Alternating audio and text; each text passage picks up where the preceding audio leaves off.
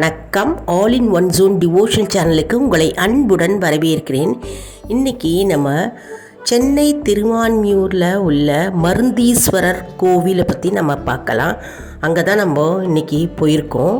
அந்த கோவிலை பற்றி முழு விவரமாக நம்ம பார்க்கலாம். அதனுடைய வரலாறு மற்றும் அங்கிருக்கும் தெய்வங்களின் வழிபாட்டு முறையை பற்றி நம்ம இன்றைக்கி பார்க்கலாம். அதற்கு முன்னால் நம்மளுடைய சேனலை தான் ஃபஸ்ட் டைம் பார்க்குறவங்களா இருந்தாலும் சரி, சப்ஸ்கிரைப் பண்ணாமல் பார்க்குறவங்களா இருந்தாலும் சரி, நம்மளுடைய சேனலை சப்ஸ்கிரைப் பண்ணிக்கோங்க. கூடவே அந்த பெல் பட்டனை ப்ரெஸ் பண்ணிக்கோங்க. ஆல் என்கின்ற ஆப்ஷனையும் ப்ரெஸ் பண்ணிக்கோங்க. அப்போ தான் நான் போடுற வீடியோஸ்லாம் உங்களுக்கு நோட்டிஃபிகேஷனில் தெரிய வரும். இப்போ பார்த்தோன்னா நம்ம சென்னை திருவான்மியூரில் இருக்கிற மருந்தீஸ்வரர் கோயிலில் தாங்க இருக்கோம். நம்ம அந்த மருந்தீஸ்வரர் கோயில் வந்து பெரிய பிரம்மாண்டமான கோவில். நல்லா காற்றோட்டமான பகுதியில் நல்லா அமைதியாக கட்டப்பட்டிருக்குங்க. ரொம்ப அருமையாக இருக்குங்க. அந்த கோவிலில் பார்த்தா அங்கே வந்து பகவான் வந்து மருந்தீஸ்வரர் என்கின்ற சிவன், அதாவது மருந்து ஈஸ்வரர்.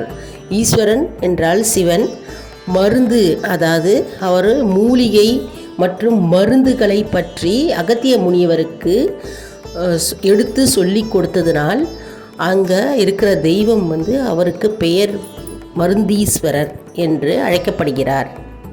நாம் இப்போ ஸ்தல வரலாறை பற்றி பார்க்கலாம்.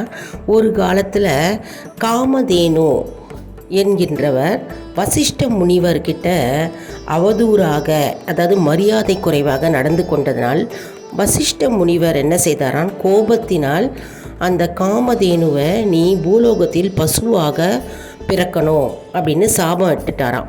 அந்த சாபத்தை போக்குவதற்கு நான் என்ன செய்ய வேண்டும் என்று வசிஷ்ட முனிவரிடம் காமதேனு கேட்டாராம். அப்பொழுது வசிஷ்ட முனிவர் என்ன சொன்னாராம், சுயம்புவாக திருவான்மியூரில் எழுந்தருளி இருக்கின்ற மருந்தீஸ்வரர் அவர் மீது தினமும் நீர் வந்து பால் சுரக்க வேண்டும் என்று கூறினாராம். அதனால் வெண்ணிறமாக காட்சி அளிக்கின்ற சிவபெருமானுக்கு பால் வண்ணநாதர் என்று பெயர் வந்தது. மேலும் அவர் சாப விமோச்சனம் பெற்றார் என்று புராணங்கள் கூறுகிறது. மேலும் அகத்திய முனிவர் அங்கு வந்து ஈசனை வழிபட்டதால் அவருக்கு உலகத்திலேயே இருக்கும் அனைத்து நோய்களுக்கும் என்ன மருந்து என்று ஈசனே அவருக்கு கற்றுக் கொடுத்ததால் அவருக்கு மருந்தீஸ்வரர் என்றும் ஔஷதநாதர் என்று பெயர் வந்தது. ஔஷதநாதர் அதாவது ஔஷதம் அப்படின்னா மருந்து, அதாவது ஈசனே வந்து எந்த நோய்க்கு என்ன மருந்து என்று அகத்தியர் மாமுனிவருக்கு கற்றுக் கொடுத்தாராம். அதனால் அந்த ஈசனுக்கு வந்து ஔஷதநாதர் மருந்தீஸ்வரர் என்று அவருக்கு பெயர் வந்தது. மேலும் சூரியனும் சந்திரனும் அங்கு வந்து இறைவனை வழிபட்டதால் அங்கு வந்து தனி சன்னதி, அதாவது நவகிரகங்கள் கிடையாது. அந்த கோவிலில் ஸ்தல விருட்சமாக வன்னி மரம் இருக்குங்க. அந்த வன்னி மரத்து அடியில் தான் அகத்தியர் முனிவருக்கு இறைவனே திருமண காட்சியுடன் அவருக்கு தரிசனம் கொடுத்தார் என்று புராணங்கள் கூறுகிறது. ஒரு சமயம் வான்மீகி முனிவர் முக்தி பெறுவதற்காக நாரதரின் ஆலோசனையின்படி அந்த ஸ்தலத்திற்கு வந்து வன்னி மரத்து அடியில் சுயம்பு லிங்கத்தை கண்டெடுத்து அங்கு வழிபட்டார். அதனால் இறைவன் வான்மீகி முனிவருக்கு ஒரு முறையும் அகத்தியர் முனிவருக்கு ஒரு முறையும் அவர் தரிசனம் கொடுத்தார் என்று புராணங்கள் கூறுகிறது. அதே வன்னி மரத்தடியில்தான் பகவான் சிவபெருமான் தரிசனம் கொடுத்தார் என்று புராணங்கள் கூறுகிறது. ஒருமுறை அகத்தியர் திருவான்மியூர் ஸ்தலத்தில் தங்கியிருந்த போது கடும் வயிற்று வலியால் அவதிப்பட்டாராம். அப்பொழுது இறைவனே வந்து காட்சி அளித்து மருந்து கொடுத்து எந்த நோய்க்கு என்ன மருந்து என்று அவருக்கு கற்றுக் கொடுத்தாராம். அதனாலே தான் அந்த ஸ்தலத்தில் இருக்கும் ஈசனுக்கு மருந்தீஸ்வரர் என்று பெயர் வந்தது. ஒரு நாள் வசிஷ்ட முனிவர் பூஜை செய்து கொண்டிருந்தாராம். அப்பொழுது இந்திரன் என்ன செய்தாரான், காமதேனு அவரை கருடனுடன் அனுப்பி வைத்தாரான் பால் சுரப்பதற்காக. அப்பொழுது பூஜை செய்யும் பொழுது பால் சுரக்க நேரமாய்விட்டது. அதாவது காமதேனு அங்கு வந்து பால் சுரப்பதற்கு தாமதமாக இருந்தாராம்.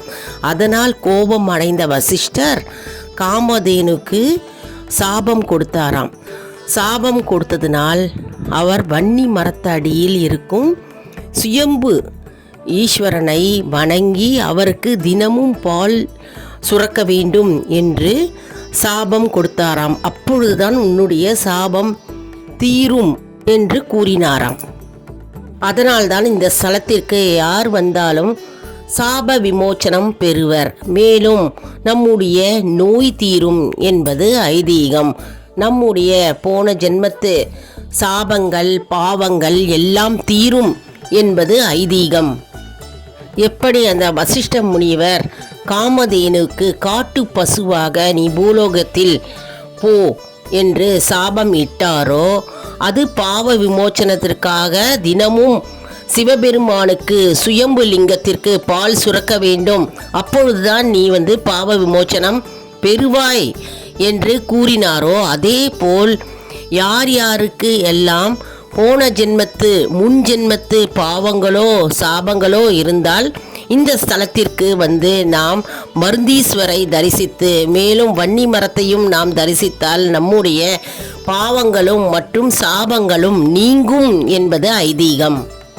இந்த கோவிலில் பார்த்தீங்கன்னா ராஜகோபுரம் இருக்குது, விநாயகர், முருகர், அப்புறம் பலிபீடம், அப்புறம் நந்தி, கருவறை, முருகன் வள்ளி தெய்வானையுடன் காட்சி ஆகியோர் இருக்கிறார்கள்.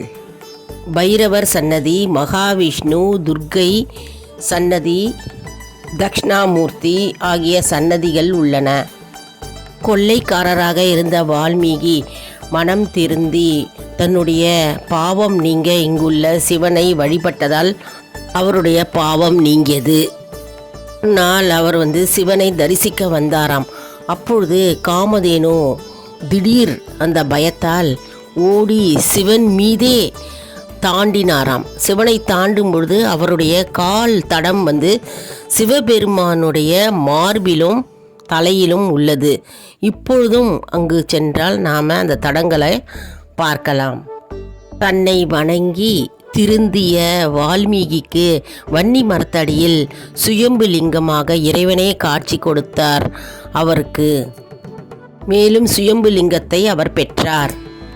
இருக்கும் 4448 பல வகையான நோய்களுக்கு இறைவன் அகத்திய முனிவருக்கு உபதேசித்தார். எந்த நோய்க்கு எந்த மருந்து கொடுக்க வேண்டும், எந்த மூலிகை கொடுக்க வேண்டும், அதனுடைய தன்மை என்ன என்று இறைவனே அவருக்கு உபதேசித்தார்.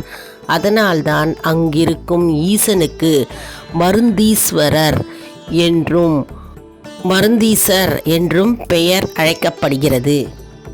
இங்கு தினமும் கோ பூஜை நடைபெறுகிறது.